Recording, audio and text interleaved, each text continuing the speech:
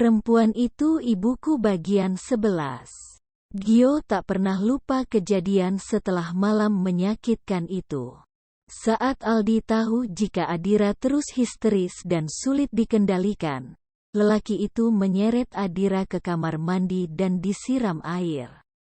Berkali-kali hingga nafas Adira tersengal-sengal. "Sakit kepalaku ngurusin kamu," sentak Aldi lalu melempar gayung ke lantai.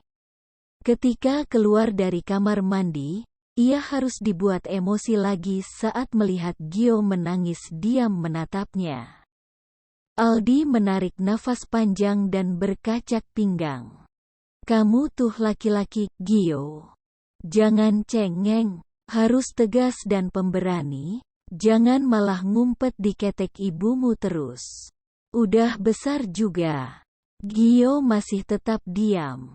Matanya memerah menahan amarah. Air matanya terus mengalir deras. Kedua tangannya mengepal. Namun ingin melawan, ia ketakutan. Akhirnya lebih memilih berjalan melewati Aldi menghampiri Adira. "Ibu." Gio semakin terisak-isak memeluk Adira yang menggigil kedinginan. Aldi membalikkan badan dan berdecak kesal. "Gio, cepat ganti baju. Kita jenguk Eyang. Eyang sakit." Gio tak menjawab, dan tetap memeluk ibunya. Tentu saja itu membuat Aldi kian emosi. "Gio," bentaknya. Justru Adira yang tersentak lalu menutup kedua telinga. Jangan," lirihnya. Aldi mendesis geram lalu mendekat dan menyeret tangan Gio. "Kenapa nggak mau nurut sama ayah? Mau jadi anak pembangkang kamu?" "Iya." Gio nggak mau. Gio mau sama ibu aja. Gio nggak mau pergi. Gio mau sama ibu. Gio merengek dan terus memberontak tapi jelas kalah tenaga. "Dengar." Aldi menyentak tangan Gio. "Ayah lagi capek banget. Kamu tahu sendiri adek udah mati. Rumah Eyang kebakaran. Sekarang Eyang masuk rumah sakit. Ayah pusing." "Gio, kamu ngerti apa nggak sebenarnya?" Gio mengelus tangannya sambil menunduk dan sesenggukan. "Sekarang ganti baju dan ikut ayah ke rumah sakit." Gio mendongak, terisak-isak sambil berkata, "Gio mau sama ibu," ucapnya dengan tatapan memohon. Aldi mendesis kesal dan mengusap wajah. "Terserah kamu." Setelah itu, Aldi pergi. Gio kembali ke kamar mandi. Ibunya masih menutup telinga terlihat sangat ketakutan dengan tubuh bergetar. Ia mendekat tapi Adira justru berteriak, "Pergi." Gio tersentak. Ia terkejut dengan teriakan ibunya yang mengusirnya. "Ibu, pergi, pergi." Adira terus berteriak mengusir, seakan-akan seseorang yang mendekat adalah orang yang akan menyakitinya. "Ibu." Gio terduduk, menatap ibunya dengan derai air mata. Kenapa ibunya mengusirnya? Gio menutup sambungan telepon secara sepihak. Tak peduli jika ayahnya terkejut dengan ucapannya barusan yang meminta Aldi mencuci dan mencium kaki Adira. Gio bersungguh-sungguh dengan keinginannya. Baginya, Aldi harus meminta maaf dengan cara seperti itu meskipun rasanya tetap tak adil untuk Adira. "Dari ayah ya, Mas Gio?" Mayang bertanya sambil meletakkan 2 gelas teh hangat ke meja. Gio mengangguk. "Ayah minta aku pulang. Eyang sakit katanya." "Halah, biarin aja. Orang jahat seperti mereka itu nggak usah digubris. Bikin emosi saja." "Hus," sahut Zahra yang berjalan mendekat. "Mbak Mayang nggak boleh bicara seperti itu. Loh memang kenyataannya kok. Pokoknya kalau aku jadi Mas Gio pun nggak akan sudi ketemu mereka lagi." Gara-gara mereka, ibu jadi depresi berat dan sudah sulit disembuhkan. Tapi tetap saja nggak boleh dendam, Mbak Mayang. Ingat kata nenek, kita jangan sampai jadi orang jahat juga karena pernah dijahatin. Kalau orang tua kita nggak baik, kita jangan punya dendam. Yang ada nanti kita sama dengan mereka. Kita harus jadi pemutus rantai jahat itu supaya anak keturunan kita nanti nggak ngerasain apa yang kita rasain dulu. Mayang cemberut mendengar perkataan Zahra. Sedangkan Gio tersenyum lembut dan menatap Zahra. Ingin sekali ia mengelus puncak kepala gadis itu. Semakin lama, ia merasa sayang dengan Zahra. Sayang pada adik, dan entah mengapa ia jadi berpikir jika Zahra hadir di hidupnya untuk menggantikan posisi Sanum yang telah tiada. Pecel. Adira menatap makanan di hadapannya yang baru saja diletakkan oleh Mayang di meja. Iya, Bu. Ini pecel. Suka. Gih makan. Mau tak ambilin? Biar saya aja, Mbak.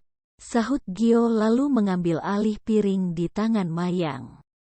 Kita sarapan sama-sama. Ayo duduk. Siap, Mas Gio. Mayang tersenyum lebar lalu menarik kursi dan duduk. Zahra pun juga. Mereka berempat makan bersama seperti biasa. Selama 3 tahun menempati rumah ini, dan selama mereka bersama, Gio selalu mengajak makan bersama layaknya keluarga. Tak pernah membedakan, karena baginya, saat ini keluarganya adalah mereka tentunya selain ibu. Meskipun Zahra yang menjaga Adira, tapi ketika makan dan Gio ada di sana, pasti Gio yang mengambil alih menyuapi Adira. Ia tak ingin kehilangan kesempatan bersama ibunya apalagi saat makan. Selesai makan, Gio menyerahkan Adira pada Zahra. Seperti biasa, Zahra akan mengajak Adira duduk di teras, sedangkan Zahra menyiram kembang. Rumah Gio termasuk minimalis, tidak besar. Hanya memiliki 3 kamar tidur, ruang makan, dapur, ruang tamu, garasi, dan teras yang kecil. Gio menatap cermin ketika menyisir rambut. Kini ia sudah rapi dengan setelan celana bahan warna hitam, dan kemeja warna biru muda. Ponselnya kembali berdering. Saat menatap layar, ia berdecak kesal karena yang memanggil adalah nomor ayahnya. Gio mengabaikan dan memilih segera menyambar tas kerja dan kunci mobil. Ponselnya berdenting ketika ia baru saja mengambil dari meja riasnya. Sebuah pesan masuk dari ayahnya. Angkat teleponnya. Eyang mau bicara. Gio mendengkus kasar. Meletakkan ponsel ke saku baju, dan mengabaikan pesan tersebut. Berjalan keluar dan menghampiri Adira. Berjongkok di hadapan Adira. Lalu meraih tangan sang ibu. Bu, Gio kerja dulu, ya? Ibu di rumah aja. Kalau mau pergi atau jalan-jalan, ajak Zahra ya. Jangan sendirian. Nanti Gio bingung nyarinya. Oke. Adira menatap Gio dengan tatapan kosong. Gio tetap tersenyum lalu mencium tangan Adira. Gio pamit dulu. Assalamualaikum. Waalaikumsalam, jawab Zahra yang tersenyum menatap Gio. Gio berdiri lalu berujar, titip ibu ya, Ra. Langsung telepon kalau ada apa-apa. Iya, Mas Gio. Pasti. Ketika baru saja melangkah, ponselnya kembali berdering. Ia mendesis kesal. Rasa ingin memblokir nomor ayahnya sangat kuat tapi ia masih mencoba bersabar. Tak mau bertengkar dengan Aldi. Terpaksa Gio menerima panggilan tersebut dan langsung berkata, "Gio mau berangkat kerja, ya." "Ini Eyang."